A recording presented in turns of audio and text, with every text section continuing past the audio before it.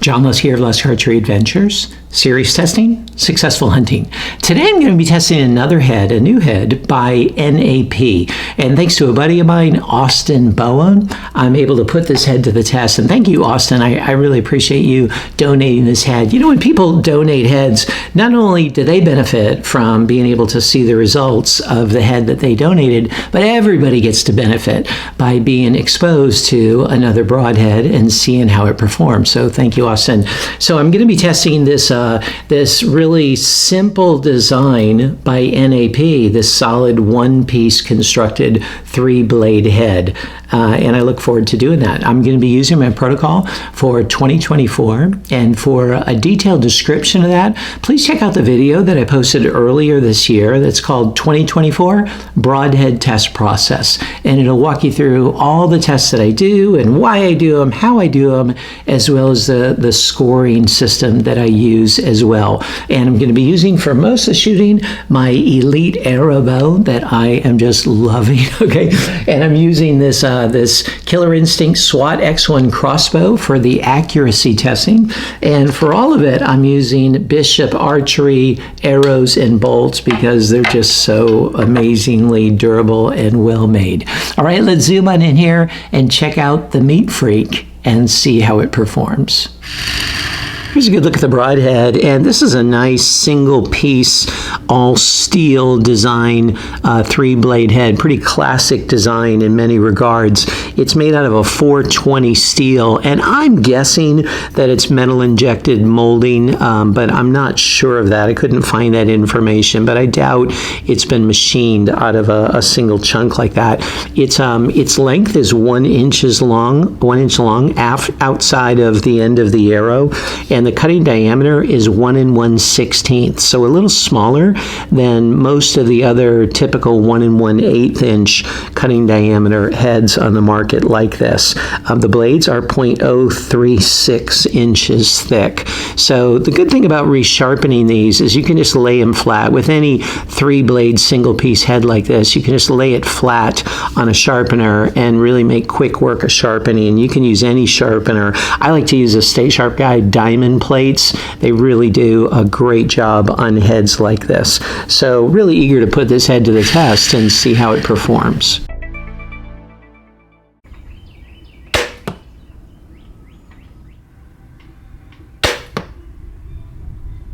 The Meat Freak got the 7 ring, and man, I shot it a few different times, and that's the best that I could do with it. It took 273 grams of force to cut through the wire, which is a 9.27 on a 10-point scale. And honestly, that's pretty good for a one-piece three-blade head like this.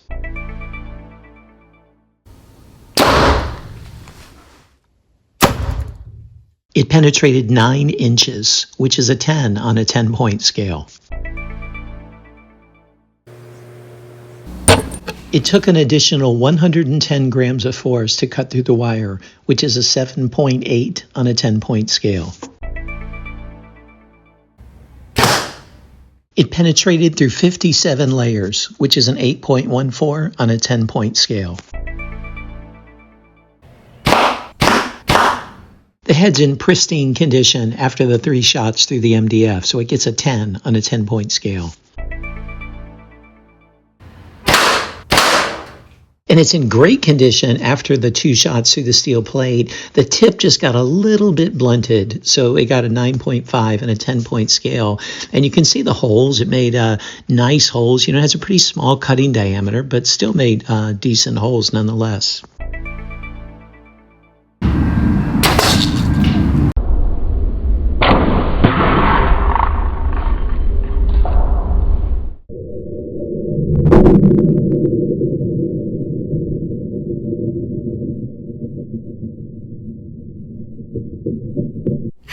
Here's the Meat Freak. After all the durability testing, did perfectly well through the MDF, through the steel plate. The tip got a little bit blunted, and then the concrete, it held up fine. There's just such great structural integrity with this design. It really held up well. So what'd you think? You know, overall, I'd say it's a decent head.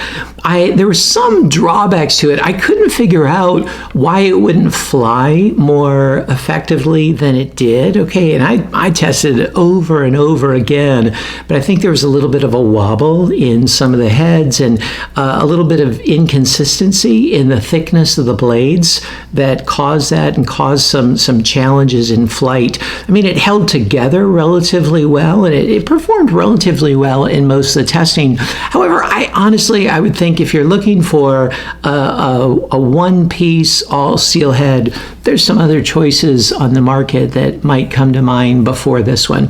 But you check out the score sheet and see how it performed in the areas that matter to you the most, and see if it might be a good fit for you. And stay tuned for the overall cumulative score as well as the corresponding Lust grade. And also stay tuned for the list of all the different Broadhead companies as well as other related archery gear companies that I have discount codes for. I'm trying to add to that list just to pass on some savings to you, so check that out. Thanks for tuning in. Look forward to seeing you next time.